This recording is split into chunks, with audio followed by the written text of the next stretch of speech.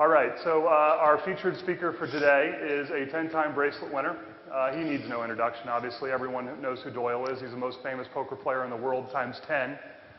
10-time World Series of Poker bracelet winner, 2-time world champion, a dear friend, and a cancer survivor himself. Everyone, please, a round of applause for Doyle Brunson. Thank you. Thank you. Thank you.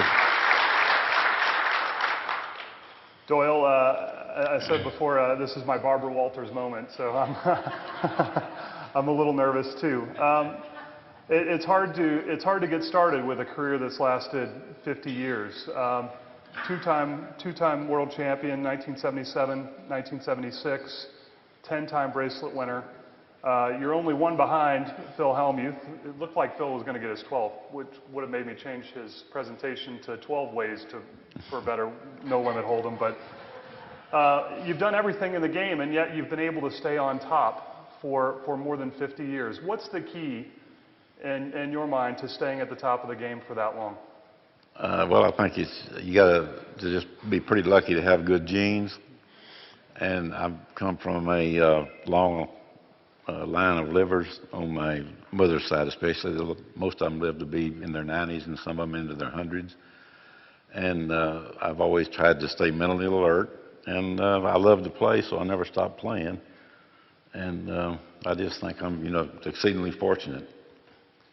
Yeah, well, I mean, longevity is one thing, but I think everyone's interested in what it takes as a poker player to keep sharp as the game has changed. We've seen tremendous changes in the game as it's become more popular, and televised poker has really hit, the first year that you played in the World Series of Poker, how many players played?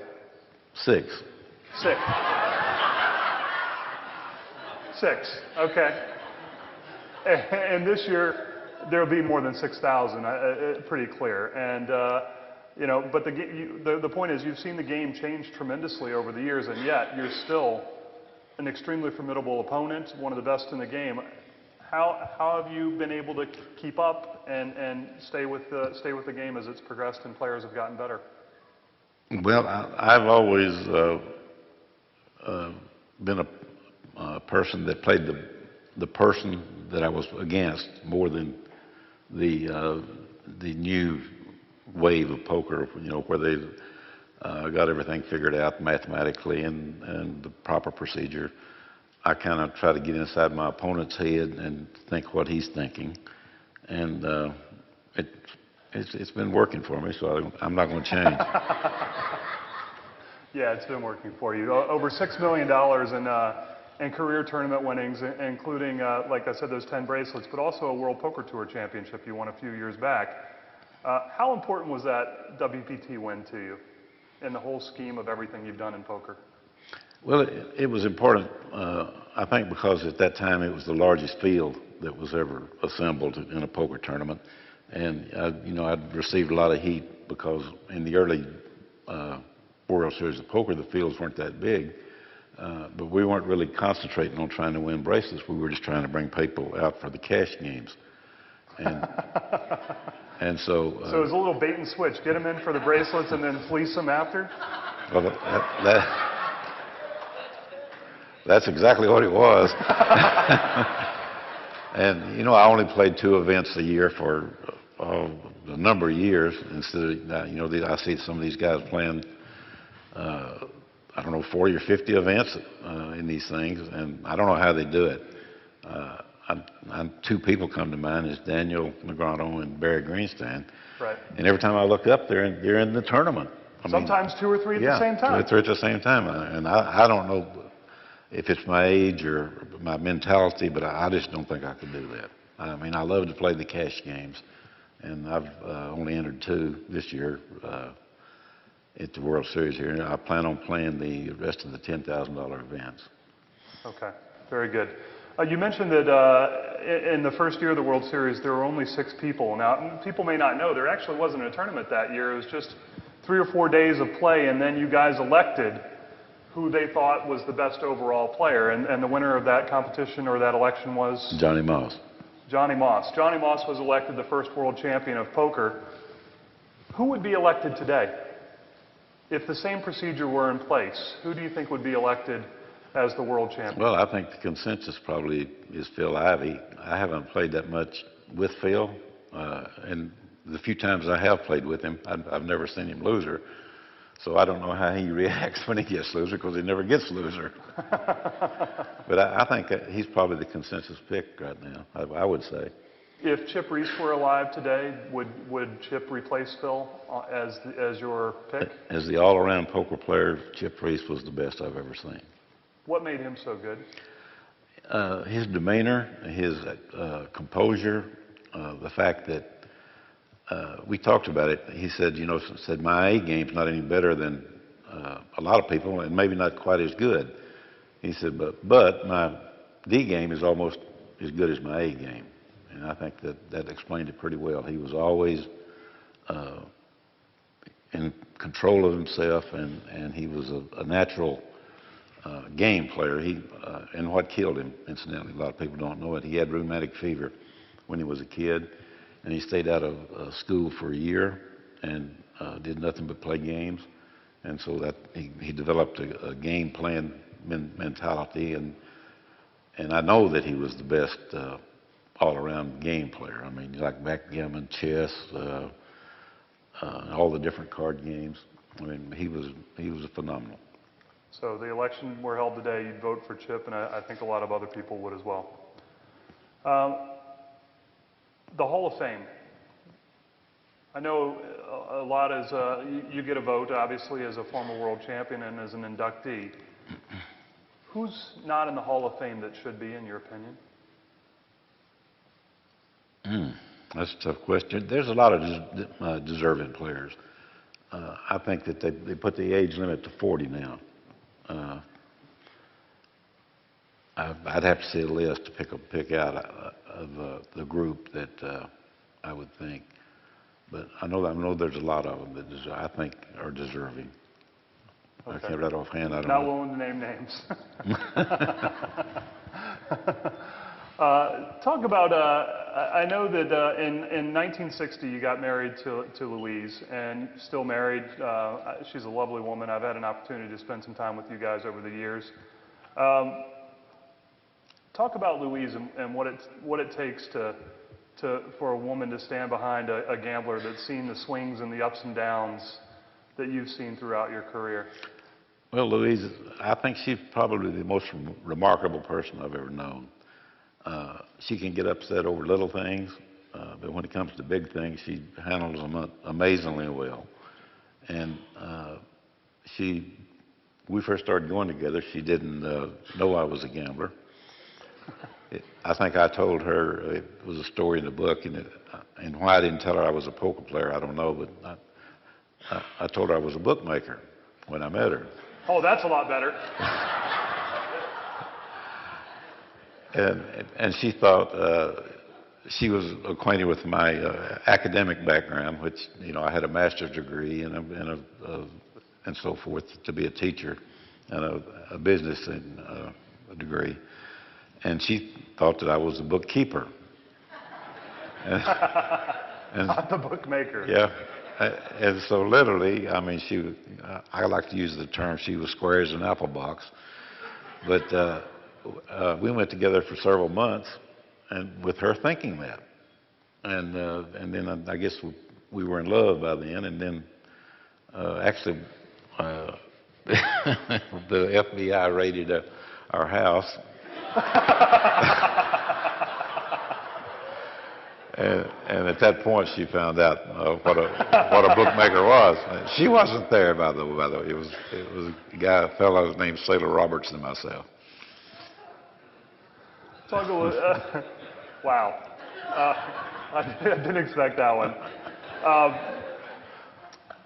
And do you talk to her about wins and losses? Does she care? Like you come home, I lost 150,000 today. I won 200,000 today. Does she care, or do you talk about that stuff? She can't handle it. We watched a basketball game, Jack Binion and myself and her one time. I remember we had $40,000 bet on it.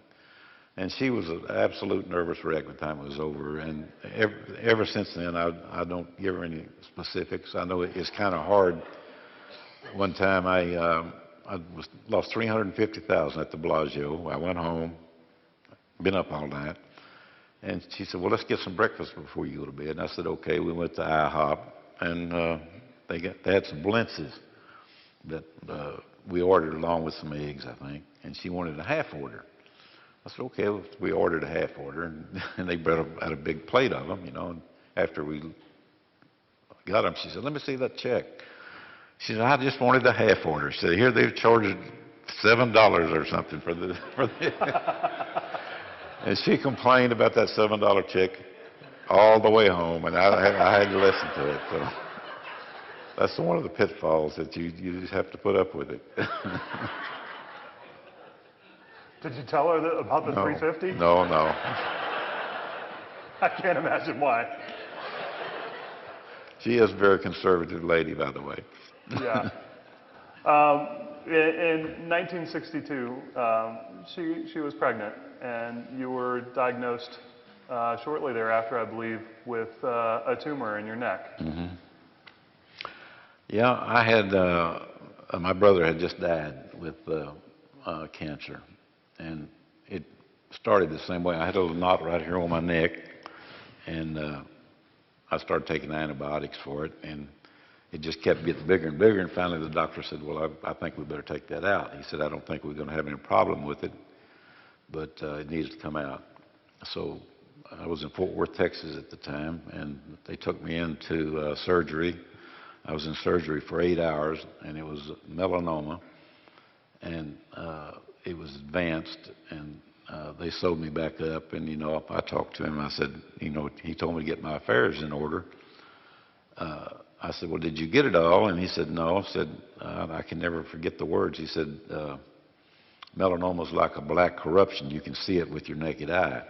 He said, "We kept taking slides, naturally." He says, "But it had progressed up towards your brain and down. It was everywhere." He said, "So, we sewed you up." And, well, what are you going to do? Louise was pregnant with our first child, and she said, "Well, is there any way that I can keep him alive until the baby comes? I would really like for him to see the baby." She was about 3 months pregnant. And the doctor said, "Well, they have MD Anderson in Houston. They sometimes have drugs that keep people alive and so forth." And so she insisted that we go there. And so I rested for 2 weeks. I went to MD Anderson, which is a wonderful place, by the way. It's in Houston. There's blocks and blocks of hospitals and clinics and so forth, and they specialize in cancer. And they put me on the operating table and did another operation, a radical neck. They took out all the lymph nodes, some flesh in here. But the amazing part of it was that the cancer had disappeared. And I said, "Well," I told the doctor, I said, "Well, it wasn't there to begin with. You made a mistake." And he said, "No, we sent off and we got the slides and everything." He said, "Sometimes we send 1 or 2 cases of spontaneous remission. We can't, no explanation for it." And as opposed to most people today, I'm a Christian, and we had massive prayer groups going around the country, a lot of them in Catholic schools. I'll never forget, there was a friend of mine had a little girl that was about a 3rd grader. She had organized prayer sessions in her school and several other Catholic schools. Even I was a Baptist, but and she kept calling my wife and saying, "Don't worry, he's going to be okay." And and anyway, I was from Texas in the heart of the Bible country, and had a lot of prayers going up for me. And all I can tell you is that it went away.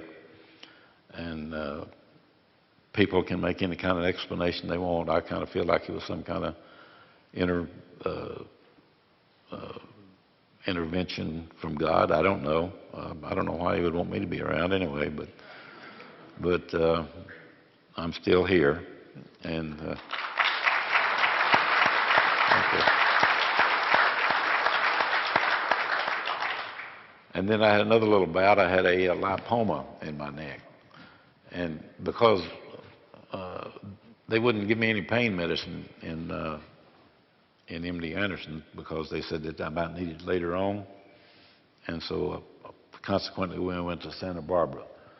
And they felt around there and they did tests. They did all kind of, I had a stack of papers that high, you know.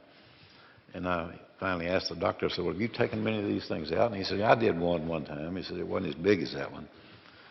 I said, well, excuse me, but I'm going down to MD Anderson.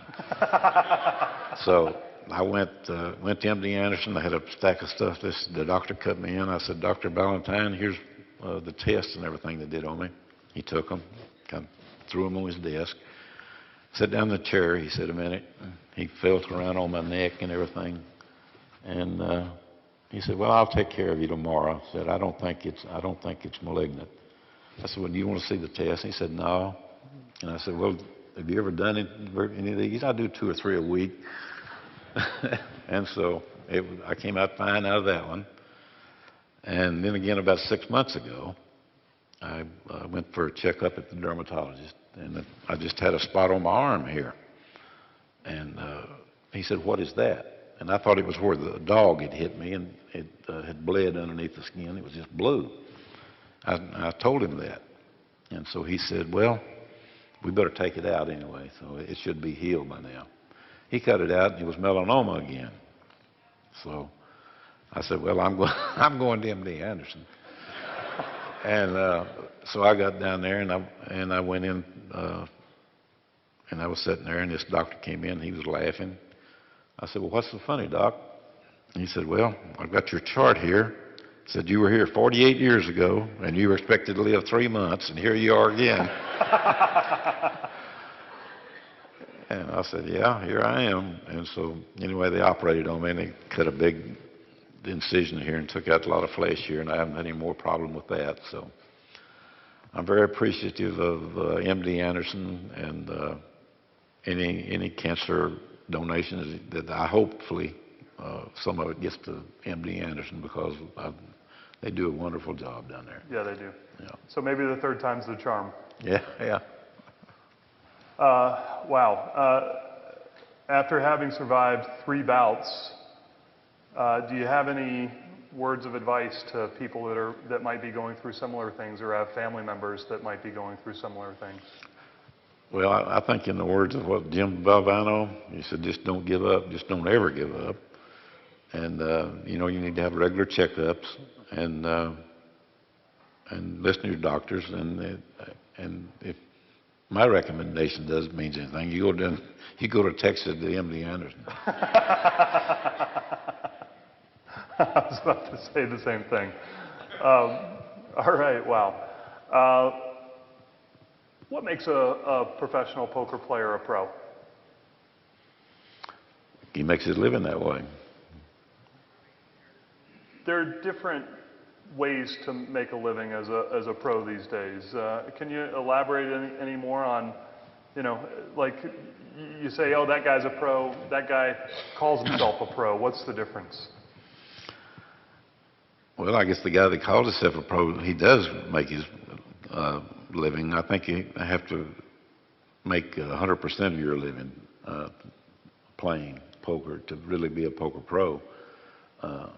You know, there's all these youngsters, you know, they come out in different like attack mode than we did back, even I'm sure when you first started playing that, you know, they start with money management and all this mathematic stuff and, you know, when to quit and when to play. I never did that. I just kind of played just by my gut and just played when I thought the game was right or if I felt good. And I think most of the players do that, especially the old timers. I don't take anything away from the kids because, as you know, there's some brilliant kids out there. But they're different than the old pros, I think, a little bit. Well, they're different in their money management skills and the mathematical approach to the game. But I guess that leads me to my next question. If you took the world champion Doyle Brunson from 1976 and 1977, and you transplanted the guy that was playing that game to the World Championship coming up in the main event. Could that Doyle Brunson win today? Oh, I think definitely, because I think I was a little ahead of my time. I'll put it that way. I think that back then I was about where these kids are now today, maybe even more so, because I didn't pay as much attention to. I've always said a poker player should be a psychologist, and if you can tune in to your opponent, a lot of that other stuff goes away. Mathematics become less important. Yeah, and I think that I was fortunate enough to be very skilled in that, and I might have lost a little of it, but not much. I don't think you're going to see anybody over 40 win this tournament out here. It's just too grueling, 8 days of steady play, and it's tough on an older guy, especially when you're almost 80. But you're still buying in. Yeah, I'm still going to try. So over the course of the 8 days that this World Championship will play out, when do you get tired? Like, you're going to be one of the oldest competitors in the field, obviously the most experienced, but when do you start feeling it these days? Day 2, day 3, more? I don't really. I was an athlete when I was young, and I think I did develop a great stamina. And I think I really don't think the fatigue factor is going to get me. It's more of having to jump too many hurdles because everybody wants to beat me. Right. And and this, okay, I'm all in. Well, you just, sooner or later, somebody's going to get you, and they don't make that play against most players. I don't mean how many times I've heard, well, I know you got the best hand, but I've always wanted to break you. Boom, here they come. And it's hard to get through that, just over and over and over. Yeah. I think, I've experienced some of the same thing to a much lesser degree, obviously, and some of the other well-known pros I know have run into that as well. But they're also, they're people that play too many pots against you because they want to beat you, but they're also the opposite, where they're just scared to death of you, and every time you raise, they fold. I assume that's a kind of opponent you want to play against. I don't see that very often. You think you would? You think it's a two-edged sword because you get to pick up chips easily sometimes? Right. But for some reason, nobody seems to be afraid, because most of them have read the book, and they always think I'm bluffing. And so consequently, I get a lot of loose action, but like I say, you just have to win. It's a minefield. Every pot, yeah. Yeah. Talking about your book, one of the first books, in fact, the first poker book that I ever read, Super System, still considered, one of the best poker texts out there. How did you come about writing that book? It seems like, that wouldn't be something you'd want to give away all your secrets, especially at a time when you were dominating every game and couldn't be beat. Well, that was kind of a two-edged sword. I did get a lot of criticism from the other pros, but in retrospect, it made so many more players, that were, it really wasn't that competitive. There was only, I'd say maybe 50 real top pros in the world. And, they were scattered and everything. Most of us were in the South. And I don't know, it came up, they wanted me to write a book in Doubleday, and some of them came around, and being the shrewd businessman that I am, which is a joke, by the way, is that I told them that I'd heard so many horror stories about the royalties and everything that I said, well, I'll write the book and I'll publish it. And you can publish it, but I'll have it printed and you can buy them from me. And they wouldn't do that. So I said, well, okay, I'll just start my own publishing company, which I did. And we wrote the book, and $400,000 later, that I was in the hole. We took over a year to write it. We did put a lot of work into that in that first Super System, and I'm glad I wrote it because, like I say, it really did help the game. It made good players out of mediocre players, and if you were already a good player, it made a really good player out of you. So it leveled, excuse me, it leveled the playing field a lot, but again, it increased the popularity. Yeah, I assume that a lot of people in the room. How many people in the room have read Super System? That's amazing, Doyle. Think about that. Think about that. Nearly 3/4 of the audience. That's an amazing accomplishment. And Super System 2, the update to Super System came out recently. It's mostly the Hold'em section. The other sections are different. The Hold'em section is essentially the same with a few different variations simply because I still believe now as I believed then, and so I didn't change very much. The biggest change is that we used to call the turn the flop. Really? Yes. What was the flop called? The turn. The flop, there was the turn, 4th Street and 5th Street. Okay. And then the terminology changed to the flop, the turn, and the river. You're just trying to confuse people? No, that was what we called it. And so Okay. in the second Super System, I changed it to the local jargon, what we Right. call it today, because that kind of confused people a little bit back in those days. I still say it sometimes. I turned it straight. You see, but I meant I flopped it straight. Right. And that's what we called it for 30 years. Do you remember the first hand of Texas Hold'em you ever played? I actually do. When was it? I'm sure everyone would love to hear that story. It was in Granbury, Texas. It was a bootlegger's house.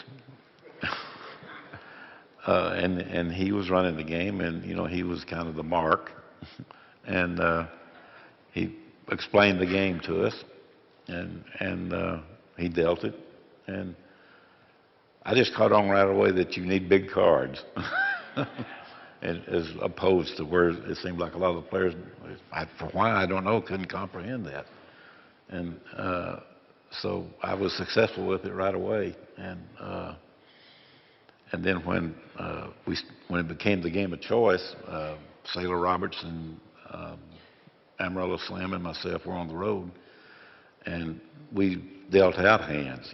That was before the computers, and we would put the hands out, and we would just deal out literally thousands of hands, trying to figure out the odds on, like making a flush. We had it figured out pretty close. The odds on a pair against pair and everything that everybody knows now, but nobody knew then. Right. And so we were ahead of our time quite a ways for a number of years. And so you and Slim and Sailor traveled around by car around Texas and Oklahoma and the rest of the South. Alabama, Louisiana, yeah. And you're just looking for the mark and.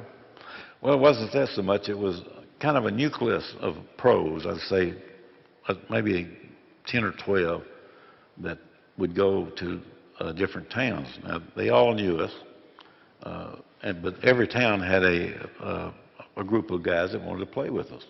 So we'd say, well, where are we going to play next week? Well, Odessa or Louisiana or Oklahoma City. And we would meet there, and the local players would come in and play with us. And we had built up a good reputation of being honest and taking care of things and no troubles and everything, except for the hijackings. We did get robbed a lot. We got cheated pretty often. We got arrested many times. How many times have you been arrested? I lost count. People ask me, they say, in the old days, did they want to take a picture with you like they do today? I said, yeah, they took my picture, but they fingerprinted me right afterwards. But it finally got to the point to where we were given false names, and we just pay a fine and leave. I know I went for licensing in 1978 in front of the Gaming Control Board, and they asked me about how many times I've been arrested, and I said, well, I really don't know. And they said, well, you got to find out because we have to. So I went back to Fort Worth, and they had thrown it all away. They said, we don't keep these misdemeanors on record, but just so many years, and everything, and never charged with a felony. It was always just a misdemeanor for gambling. And it got to the point to where I think it was actually the bail bondsman and the policeman got into cahoots, I think, because we got it a lot. Yeah. You said hijackings. These are like people just like. With guns, yes. With guns. Yeah. Have you ever seen any true horrible violence at the table? Yeah, I've seen 2 people killed at the table. I've seen 5 people die at the table, counting the 2 that were shot. We were playing in Exchange Avenue in a lowball game. It was 50 cents and $1. I'll never forget. And 2 tables, and the guy just walked up to this, not to my table, to the table right next to him, and just put a gun, just shot the guy. And I remember the gore that went all over the wall, and there was a back door, and we all ran out the back door, and the creek was back there. I can remember how cold that creek was as we were running away because we didn't want to be there be a witness. And what was it over? I think it was over a woman. Yeah. And another time in Alabama, a guy came in. I think this was over a woman, and he just blew the guy's head off with a shotgun, and it was pretty gory. And but I've been robbed, I think, a total of 5 times in my life. That doesn't sound too bad. Once every 10 years or so. I would think it'd be a lot higher. But it was a threat every game. I mean, it's fun to talk about it now, and why I did it, I don't know. I mean, it sounds pretty stupid now, but we played in places they actually had a machine gun on top of the place we were playing to protect it. A machine gun? A machine gun, a 50 caliber machine gun. And most places, you know, we tried to protect ourselves. That was the main reason for our partnership, that we would go places together, you know, and kind of watch each other's back. But I saw Slim in there a while ago. I just saw him walking down the hall, yeah. He don't look too good, does he?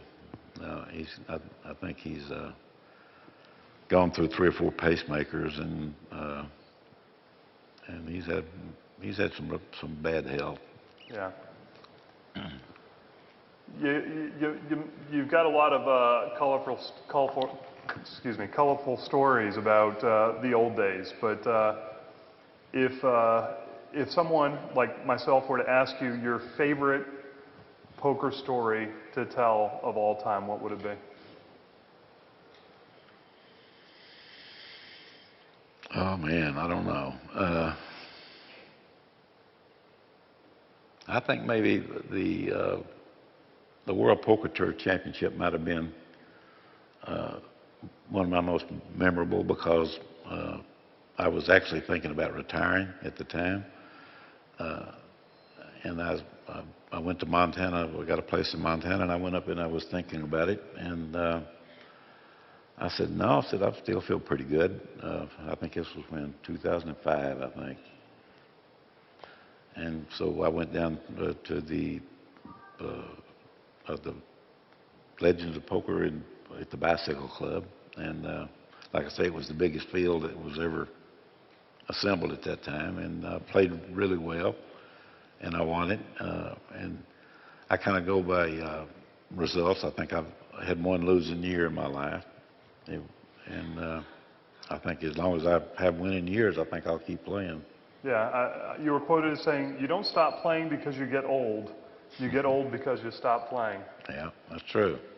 Yeah, you're still playing, planning on playing a couple more events at this World Series and the championship. As soon as I leave here, I'm going to a cash game.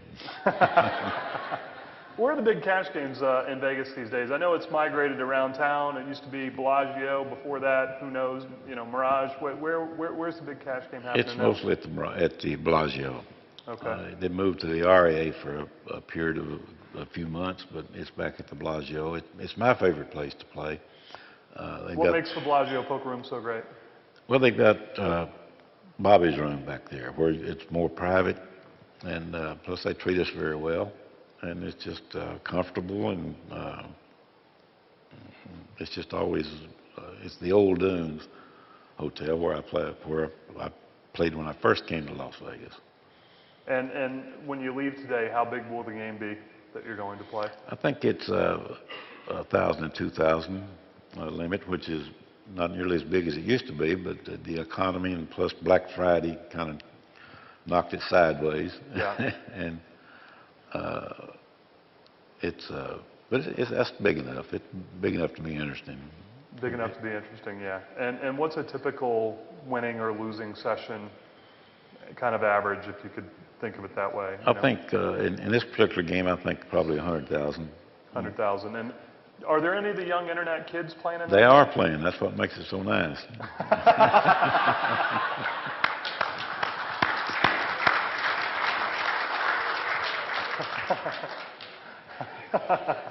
I'm sorry. You may not be willing to mention names now that you've just kind of said that, but who are the internet kids that are playing in the game now that big?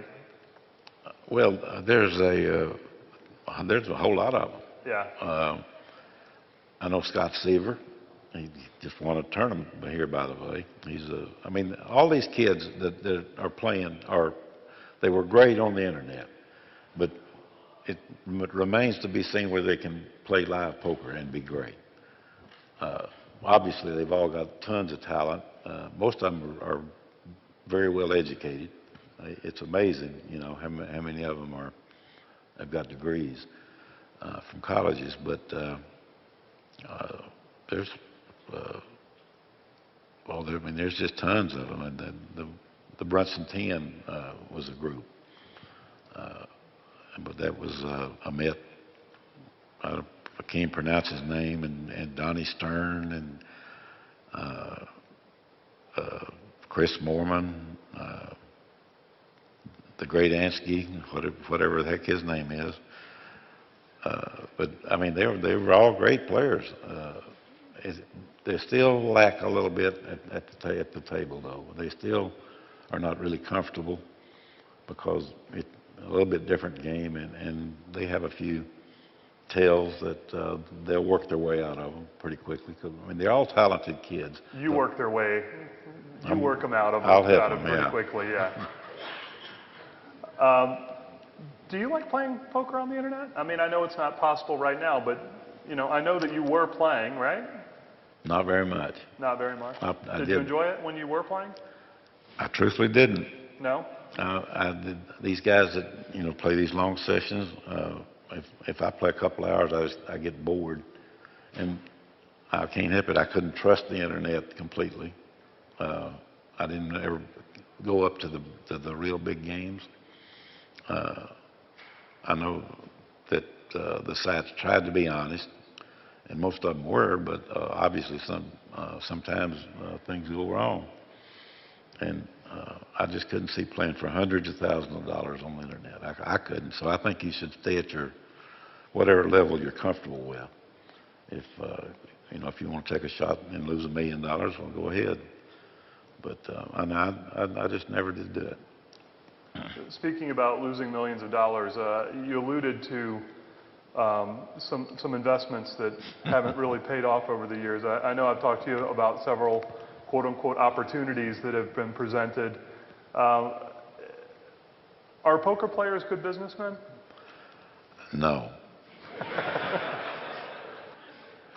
No, of course, I'm really the sucker at it. I mean, I went looking for invested going looking for the Titanic, Noah's Ark. I've been in oil wells, race horses, fan cameras. So I didn't know you could put money in and never get anything back. Doyle's room included, by the way. Yeah. Have you ever made a big score in the business world as far as an investment that you've made? No. No? Oh, I take that back. I did have a small piece of Jack Minion's riverboats. Okay, that had to be good. That was good, but it did make up for it. Still stuck. Oh yeah, and the biggest thing was a Christian TV station down in Alabama that I got hooked into that and couldn't get away. You've tried to quit poker games and everything, Right. but I tried to quit that, but we were in so deep we couldn't quit. Chasing losses. Yeah. Just a few more questions, and we'll open it up for Q&A. We're going to be using the side microphones for questions for Doyle. Doyle, what do you want to be remembered for in the game of poker or for your life? What is going to be what do you want your legacy to be? I'll tell you the truth. I think that I played longer at the higher limits than anybody ever did. And I think I have. I mean, Moss played till I think he died at 88, and he played till he died, but he left the higher limits when he was younger. So, and I've always played in the biggest games I could find. And I would like that, and the fact that I did try to promote poker. I think I would like for that to be my legacy. And it will be, I'm sure. All right, can we take a couple of questions from the audience? Feel free to step on up to the microphones. We got about 15 minutes. Yeah, please. Doyle, you have two terrific children that are following in your footsteps, Todd and Angela. And how did you feel about that? And to me, they've always been very successful in what they have done. You mean Todd and Pam? Todd and Pamela. Yeah, Angela is Todd's wife, and she plays also, though. Todd was in pre-law at Texas Tech, and I had never said one word about poker. I mean, I'd never shown him anything about poker, and I didn't know that he played. And he came home, I think in his junior year, from Texas Tech, and said he wanted to be a professional poker player. Well, his mother threw a fit, and it kind of pleased me, but I had no idea that he was a capable player at this time. So I started taking him around with me, and I saw right away that he didn't know how to play. He won the tournament at the bicycle when he was 21, and I think he is one of the better players in the world right now. If he would just put a little more time to it, I think he could be even better. And Pam she was the executive director of retirement homes, and she had never played poker. And she started playing on the internet, and she started winning tournaments. And I said, "What? And she said, "I won this, I won that." And I said, I couldn't believe it. And we had down at Doyle's room, it was the internet poker site that I represented, we had a bounty tournament. And I'd played in it every week for years, and I had never made the final table. And she not only made the final table, she won it twice. And then she started making last longer bets with Todd and myself in the World Series and some of the events, and she won every one of them. So she's a pretty good little player, not to have ever really got into it. So, I mean, I'm proud of him. Louise doesn't like it too much, but. As a cancer survivor myself, I have a great appreciation for the bad beat on cancer and what you guys are doing. Of course, in the news now is the $1 million buy-in for One Drop next year. I was just wondering, Doyle, how do you feel about that being a bracelet event? Good question. I don't think it should count in I agree. the bracelet event. It's just like, I think the seniors is later today, right? I actually don't think they should give a bracelet for that. I've only played in one of them. I guess I've been a senior a long time. But I think it should be an open event to get a bracelet. And, obviously the youngsters can't play in the senior event, so I'm not going to play in it. Because I wrote enough heat about the small fields that if some of them, I won my bracelet, so I don't want to have to listen to that too. Well, the One Drop thing is an open event. It's just $1 million buy-in, which makes it not Oh, so yeah, open. you're right. It's it's going to limit the field, where the average player won't have an opportunity to play in it. The average player with $1 million bankroll. But it's for a good cause. I know that my wife has always had a a feeling for the water for the world. She's drilled a lot of wells in India, water wells, through a Christian group of CBN, a broadcasting company, and I think she's got like 200 wells that she drilled in Europe, in India. So I appreciate Guy having that burden on his heart, because there's a lot of hurting people that don't have water to drink. Yeah. There's a pad of paper. If you guys want to enter the drawing for the free mindset coaching, please write your email address and your name, and then pass it down, and we'll collect those at the end while we take the last 10 minutes of questions or so. Thank you for your question. Back here? Okay. Doyle, I just wanted to let you know as a fan how much I've appreciated getting to hear your life story and you opening up to the fans and sharing your life story. The Godfather of Poker is a great book. I really enjoyed that. Thank you very much. Yeah. I was wondering if you would want to share a little bit of the stories with Tony Spilatro and the very fascinating mafia connection that you knew in some of those stories. Well, I'm from Texas, and I wasn't really acquainted with what mafia meant. I mean, I'd heard about it and everything up east, but there wasn't anything like that in Texas, because in Texas, every town had a boss gambler, and he ran gambling in that town. And I don't think that an organized crime could come in there to his town and survive. I mean, have somebody up on every roof with a shotgun or something. But Tony Spilatro was he was a bona fide gangster. I mean, he was the toughest guy that I've ever known, and I didn't know it at the time. And I stood up to him in a lot of instances where maybe I should have been a little more discreet about it, but I didn't realize what really a bad guy he was, but I do think he respected me for it, and he tried to get me involved in cheating in the card rooms, and I said, no, I'm not going to do that, and so he had a group that he had in the card room, and I had a lot of problems with him, and then as I guess everybody knows that saw the movie Casino, that they finally, the mob did kill him and bury him up in Indiana in a cornfield, him and his brother, while he was still alive. And they threw him in a hole. And I guess I've never been glad to hear somebody died until I heard that. Thanks for your question. Over here? My first name is Doyle, and I get a lot of attention because of you. My mother got it off the cleaners around the corner, and I was kind of wondering if you knew where your name came from. I think it came from, I think it's an Old English name, maybe Irish English. I'm not sure. I've known a few Doyles, not very many, half a dozen maybe. So where did yours come from?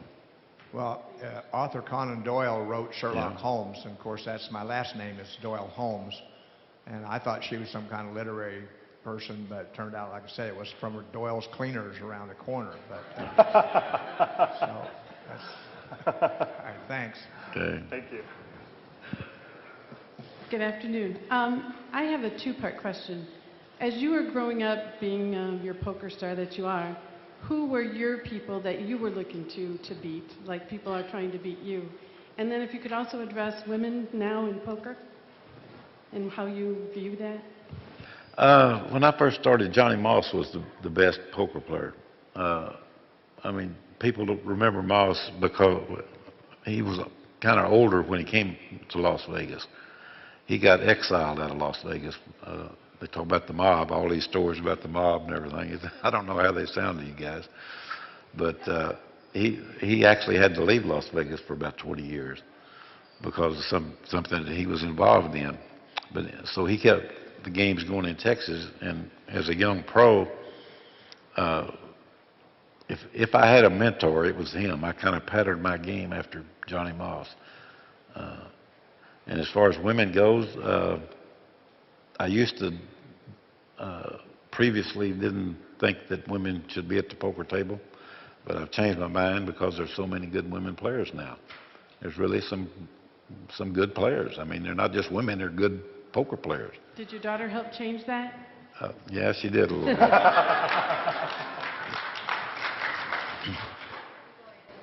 Yeah, now over the years, a lot of different forms of poker have kind of, like five-card stud used to be played a lot, now it's never played, and then right now the big one's no limit hold'em. What do you think in the future? What games are going to be more popular next year in the future, and what games are just about to die, like no one ever plays them anymore? Well, it looks like hold'em is here to stay. It looks like it's going to remain the game of choice. Pot limit Omaha in Europe seems to be more popular. I think maybe lowball is going to have a comeback. It seems like people like the lowball games now, which is, by the way, is my favorite games too. Back when we played 2 games. We played no limit hold'em and no limit deuce to 7 lowball. So it's beginning to. That's what we're playing now at the Bellagio is the lowball games, and so I think maybe the lowball is going to come back, but I think hold'em will be the main game. Perfect. Mr. Brunson, I just want to tell you what a privilege it was to listen to you today. And I can't look down at a 10 deuce without thinking about you. I muck it, but I still think about you. I want to go back to your collegiate days when you were a star basketball player in college and you had the unfortunate accident that busted up your legs really bad. Do you consider that a cursing or a blessing? Do you think you'd have been better off in the NBA or playing poker for a living? Well, I'm probably better off playing poker. I have high aspirations when I was playing basketball. I lived and breathed basketball. That's the way I got to college, and they had to chase me out of the gym. I was a little bit ahead of my time there too, and the Lakers had already come down to draft me, but I was a junior and I had to play my senior year, and that's when I busted my leg. But I think it made a big change in my life. I would have been, if I hadn't broke my leg, I would be probably a school teacher somewhere. Interesting. You've played in a lot of the televised poker games, either tournaments or cash games like, the big game and whatnot. Did you find that those games that were set up for television are any different to play, or did the cameras distract you? You just pretty much forget about them? No, I loved playing those things, the cash games.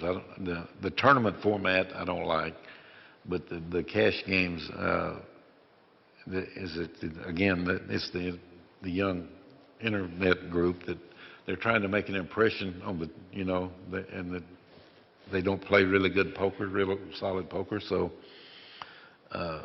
they're taking a page out of my book, and there's no reason to try to be more aggressive than somebody that's deliberately trying to be more aggressive than you. I've always said that how you play is how your opponents dictate how you play. And so consequently, I get a lot of flack because I play these TV games kind of tight. But I know I won 15 times in a row on them. And I'm not an entertainer, I'm a poker player. These guys are trying to be entertainers. Thanks. I like your shirt, by the way. Listen, Doyle, you talk about all these guys trying to break you in the tournaments. Can't you wear a disguise, like a long wig or something? Be hard to disguise this leg, though. Good morning, Mr. Brunson. Hi. Thank you so much for coming today and sharing your knowledge with us. I read the biography on Stu Unger, and I remember a section of it where he spent some time with you and your family in your home, I believe in Texas. And so I believe that Stu won the main event 3 times. Do I have my stats correct? Yep. Do you feel if he was alive today that he could win it again, and do you believe that he would still be a dominant player if he was playing today? Great question. Thank you. Stu Unger was the best tournament player that I've ever played with. He was also one of the worst cash game players I've ever played with. He had his demons, and he just couldn't control them. And in cash games, when he got loser, he just went berserk. I mean, I've been around, a lot of language in my life, and words came out of his mouth that I've never heard before. I mean, he literally, if there's such a thing as demon possession, boy, he had it. And I loved him. I did my best with him. When he was at his worst, we took him to. I was living in El Paso right after my daughter had died, and I was in the process of trying to make my mind up about Christianity. And so I was studying it and everything. And my wife she's a devout Christian, and she took him down there, and she kept him for a month. And she got the Bible out. She taught him and talked to him every day, and he was just fine for that month. And he left, and he couldn't handle the pressure. I don't know what it was. I mean, he was a loss. I mean, he had the quickest mind of anybody I've ever known. I mean, he was just phenomenal. He was definitely the best gin player that ever lived. And I miss him. I miss him and Chip both today, still today. Thank you. We got time for one more. All right, we don't have any more questions, so I'll leave the floor to you, Doyle. Yeah. Oh, okay. Yeah. He wants one tip, Doyle. Get lucky.